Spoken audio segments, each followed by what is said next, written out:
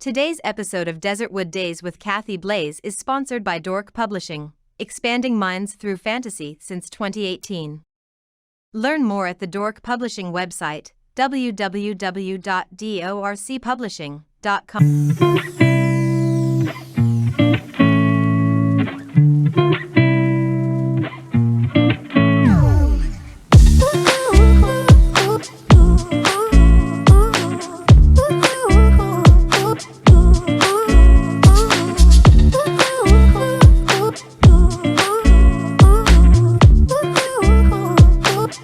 Welcome back to Desertwood Days, and we have such an amazing guest for you today. She's an artist, spoken word.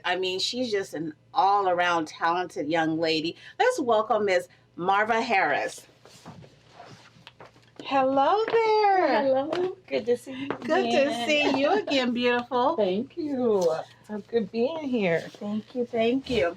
Well, the last time I saw you, we were at an event by Mr. Bruce Nelson. We were. Produced by and you were performing that day. And you did an amazing job. Thank you so much. That was actually my first time seeing you perform. Thank you. And you did some spoken word. Yes. You shared some of your artwork with us. So Yes. that was amazing. Thank you so much. Very amazing. Yeah. And Bruce Nelson, I have to shout him out. He's very involved in our community, Yes, he is. Especially in the city of Mesa. Absolutely. So he did an amazing He job. really did. It was such an honor to be there, sharing the stage with Yeah. you and with Bruce. Amazing talent, Yes, trailblazer. Yes. And Bruce, I think we had him on season 1. I think I saw that. Yes. But he Mhm. has done so much more since then. But Miss Marva, where are you originally from? So you're going to laugh at this, but it's the smallest city in the smallest state. So literally, if you blink, you will miss it. So I was born in Woonsocket, Rhode Island. Oh my goodness. Whoever gets to say that. Right. Who have you ever met that will ever say that? It rolled off your tongue so nicely. It did. Say that one more time. Woonsocket, Rhode Island. I love how you said that. And where is that located? So it's nestled right there on the eastern seaboard. You've got Connecticut as its umbrella. You've got Delaware and New York just above. So literally you're hopping through all the East Coast states. Just blinking an eye, you're in the next state and like that. So it's just the East Coast, we call it, because we just share the whole area. Right. Yeah. So what brought you to Arizona? So this was in, I believe, 1988. My father was looking for a change, looking for more opportunity for his young family.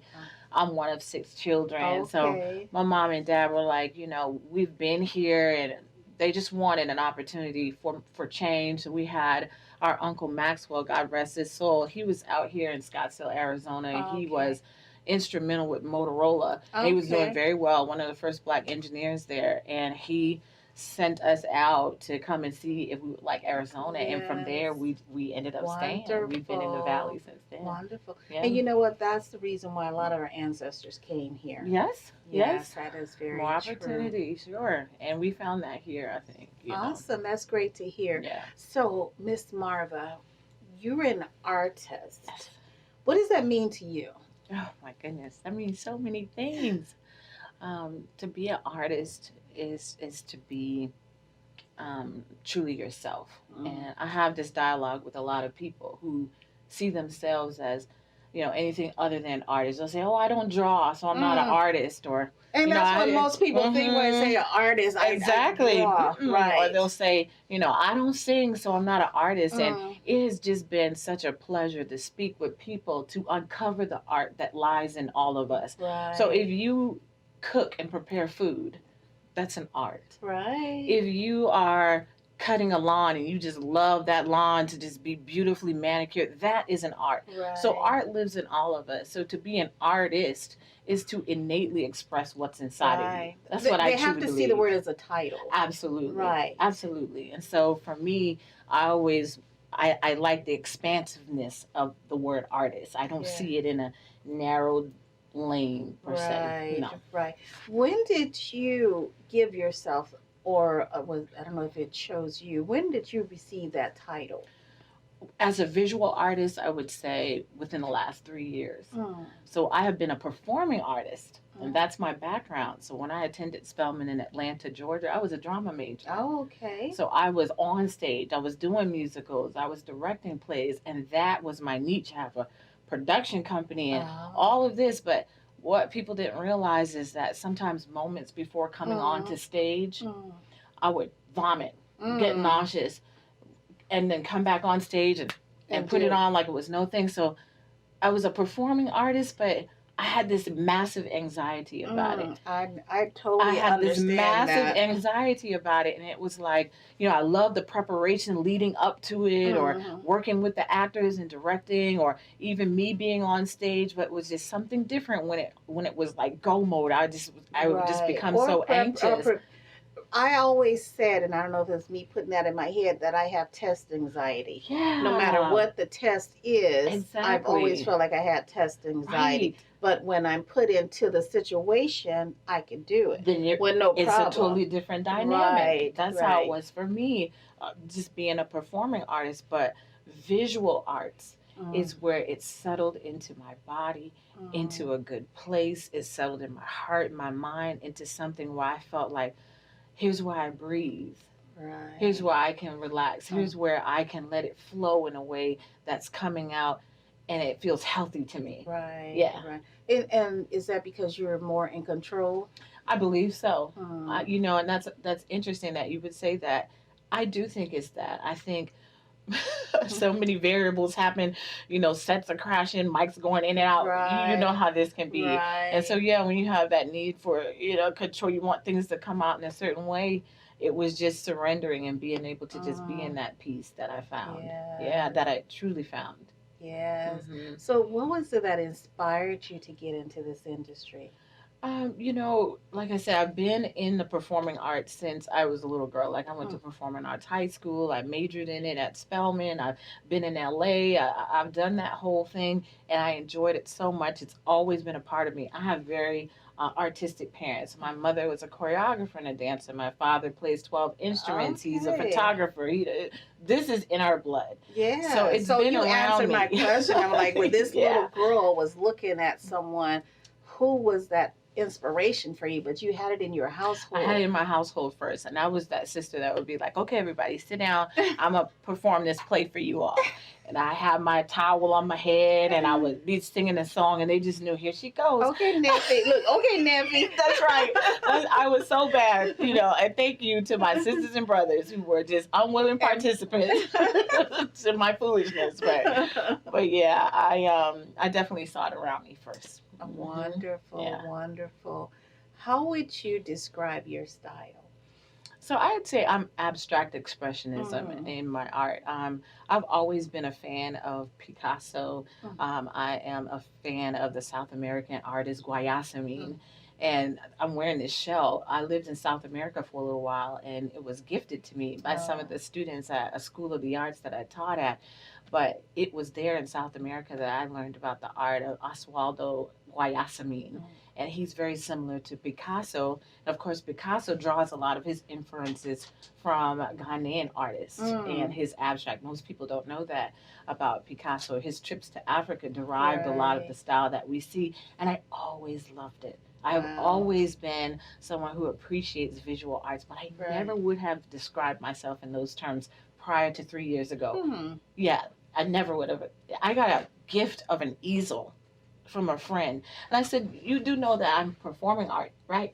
The last time I did anything visually was the little turkeys where you put the little hand in the paint and you make the little turkey. That was the last time literally that I'd ever been in art of any form in that way, other than just appreciating art like Eddie Barnes and so forth. And it was during the pandemic, like for so many people, that I got this gift and I didn't want to touch it. I didn't want to mess up the canvases. I didn't, and it just was glaring at me. And my friends would, did you do anything with it? Did you paint anything? No, I don't want to mess it up. Didn't want to mess it I didn't want to mess it up.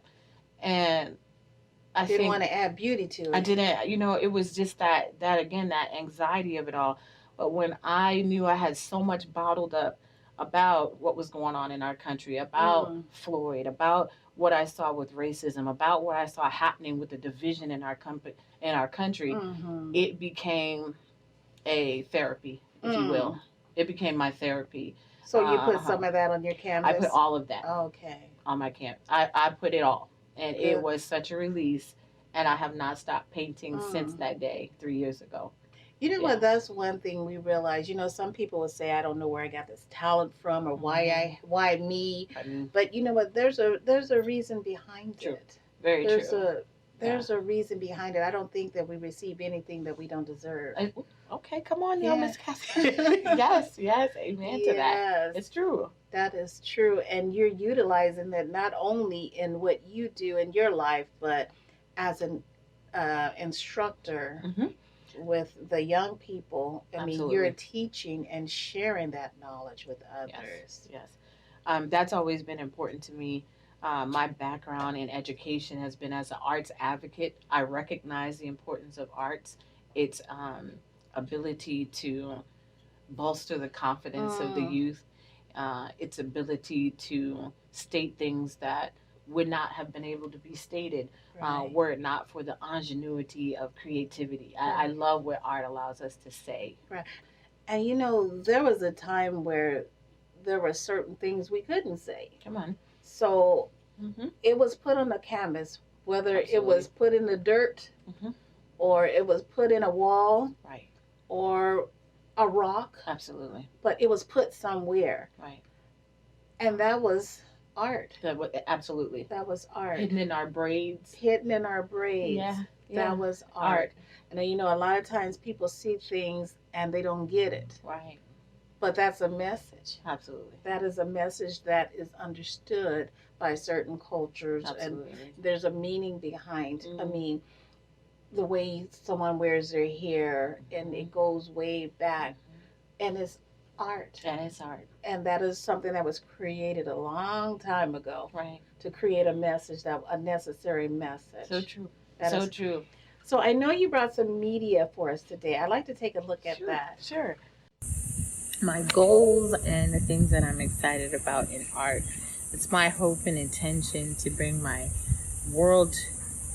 art to the world, and thereby having discussions about what it means to be a Black woman living here in the United States, feeling so very connected to Mother Africa and finding my roots there through art, through this instinctive drawing of patterns and colors that I believe once I am informed of my lineage in Africa, believe that there will be some alignment, believe that there will be some coming together points that will be very exciting to find out.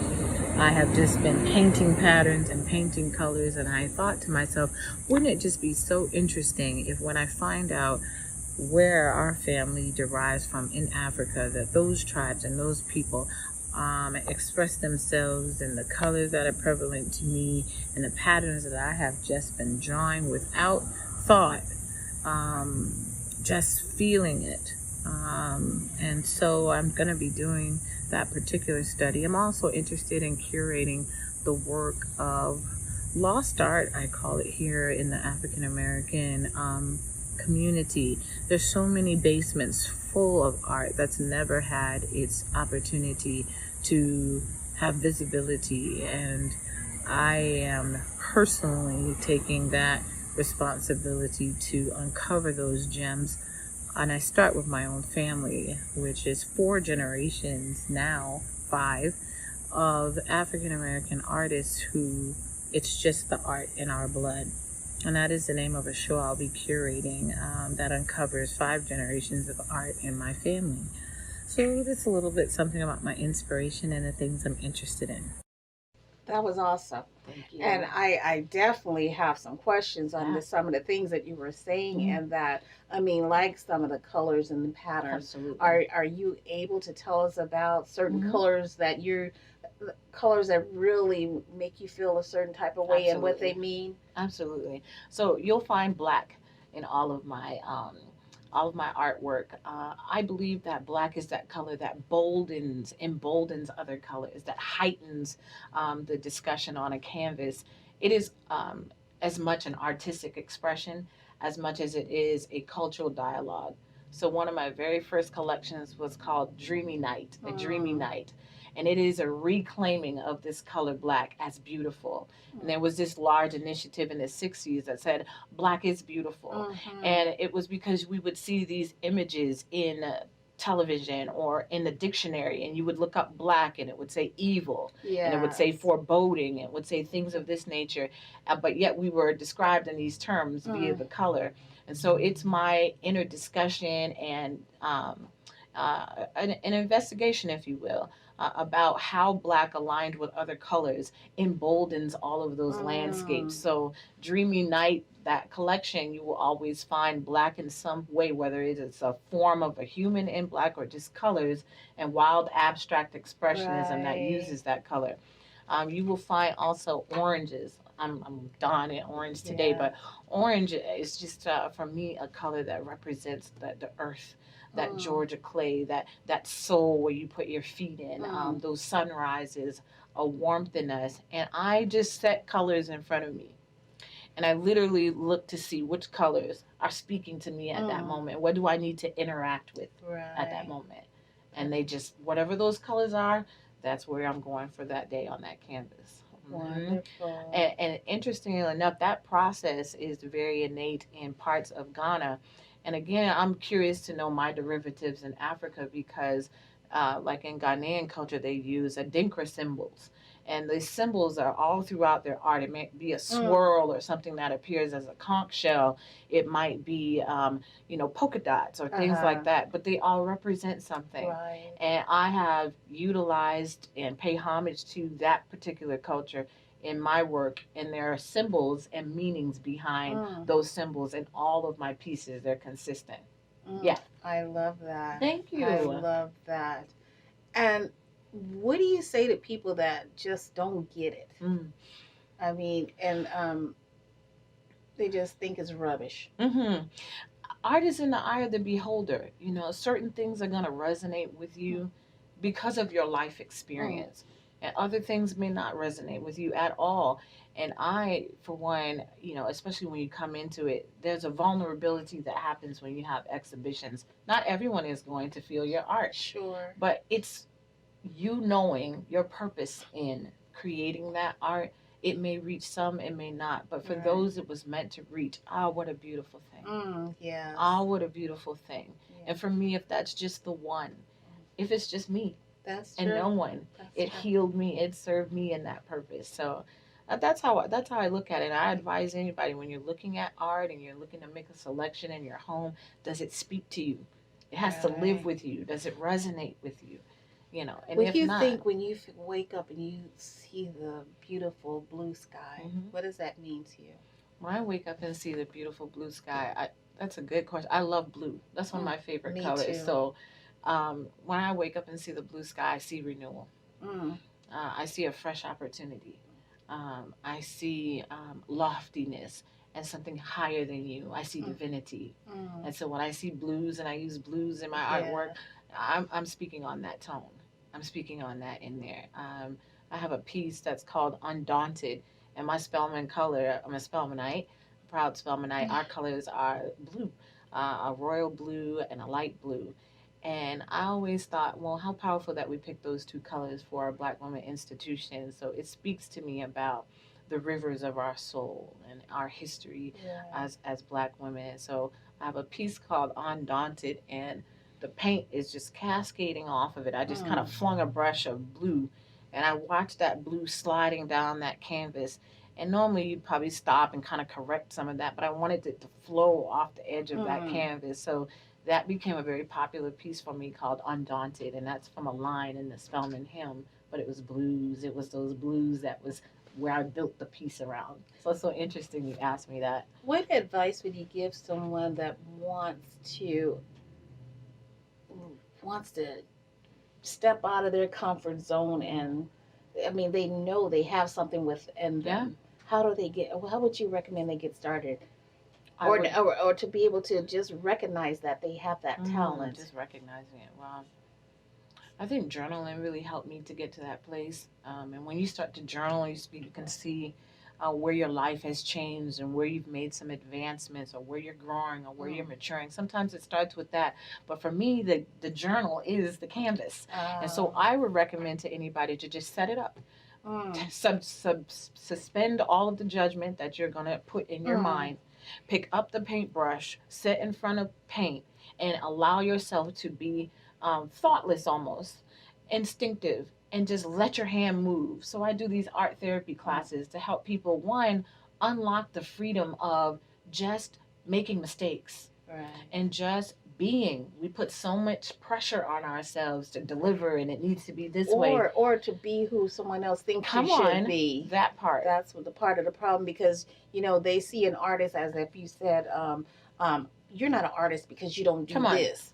Right. So they need to get out of that. Just to be able to get out of their heads. And it's stress relief. I mean, how many of us don't need that in our life in this day and time? So it's just taking a deep breath. What colors are speaking to you? Paint. Just cover the whole canvas in that color. Just go with that. And I see people just unfurling. The stress just unfurling in front of that canvas. I know you do workshops and you work with people. Where can they find you? So I'm out in the East Valley. I live in an artist community called Mesa Art Space Lofts, and I'm literally surrounded by artists all day. We've got glass blowers and pianists and visual art in any aspect of the art. So Mesa Art Space Lofts in Mesa is where you will find my gallery and exhibit. So we have mixed media shows. We'll have singers come down to the gallery, and they'll paint to music. We're doing everything out there. So you can find us at Mesa Art Space Lofts. And me at Simply Marvelous 01 on Instagram. But there's also a link to my website there where you can get in touch to look at some art. Wonderful. It was such a pleasure to have you here today. So good to be here. And I am feeling all that orange today. Thank you so much.